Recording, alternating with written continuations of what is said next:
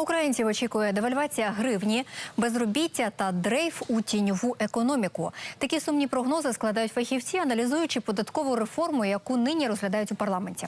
4 законопроекти на цю тему вже охрестили податковою бомбою вповільненої дії.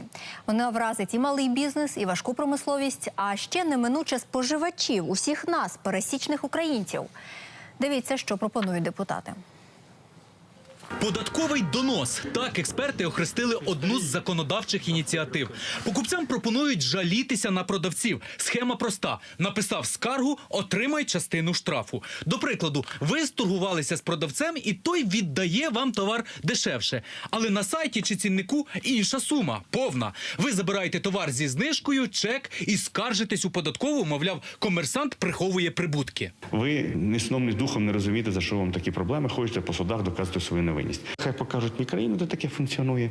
На жаль, таких країн немає. Продавця штрафують, а покупцеві-скаржнику повернуть усе, що він заплатив за товар. Ласі до чужих грошей, може, й радіють. А от бізнесмени рахують, чи їм і далі вигідно мати власну справу. Анонсована держава у смартфоні, як виявилося, не позбавить їх паперової тяганини, навіть якщо масово впровадять касові апарати. Ба більше.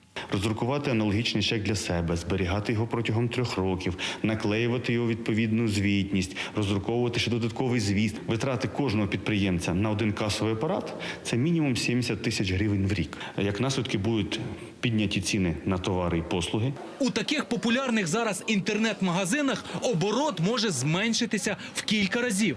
Ці кухонні ваги я замовив на сайті тиждень тому. Позавчора посилка прийшла на пошту, сьогодні я забрав її та розрахувався. Ось і чек. Тепер його дублікат із точною датою, коли я отримав товар, має бути у продавця. Сотні кілометрів доставки – це тепер нікого не цікавить. Уявляю собі ситуацію, коли інтернет-магазин зможе відслідкувати, в який саме день і час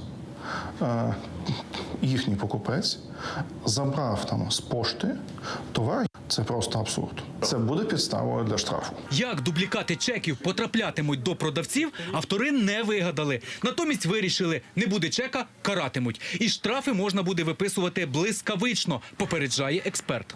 Де-факто податківці стають такими собі маленькими церквами, дії яких фактично неможливо потім оскаржити в суді. Багато ФОПів якийсь час утримаються на плаву, ховатимуться в тінь чи ув'яжуться в корупційні схеми, поживою для яких стануть саме нові податкові закони, вважає експерт.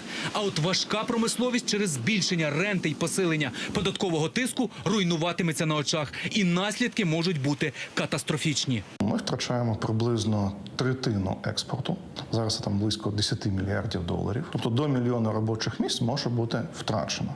Професор Олександр Савченко вважає, що нові законопроєкти ставлять під загрозу енергетичну безпеку держави. Це б'є і по видобутку газу і нафту супутньому. Тобто хтось хоче зробити нас тотально залежними від Росії. Ми самі можемо видобувати. Стагнація важкої промисловості неминуче вплине на курс гривні. Зарплати менше приведе до потенційної девальвації гривні, а значить потім до інфляції. І чи зможуть їх перекрити потенційні надходження від податкових новацій? У проєкті кошторису на наступний рік цього поки що не видно. Микола Антофійчук, Ганна Грішина, Юлія Дронік та Олександр Петровський. Сьогодні канал «Україна». У разі схвалення Верховною Радою законопроєкту номер 1210 про внесення змін до Податкового кодексу України щодо вдосконалення адміністрування податків, усунення технічних та логічних неузгодженостей у податковому законодавстві, вітчизняна гірничорудна промисловість сплачуватиме у 4 рази більше податків. Експерти галузі вже охрестили документ законом Коломойського, адже підвищення фіскального тиску на видобуток марганцевої руди законопроєктом не передбачене. У свою чергу найпотужнішим гравцем українського марганцевого ринку вважається компанія «Приват Інтертрейдинг», що належить до групи приват бізнесменів Ігоря Коломойського та Геннадія Боголюбова.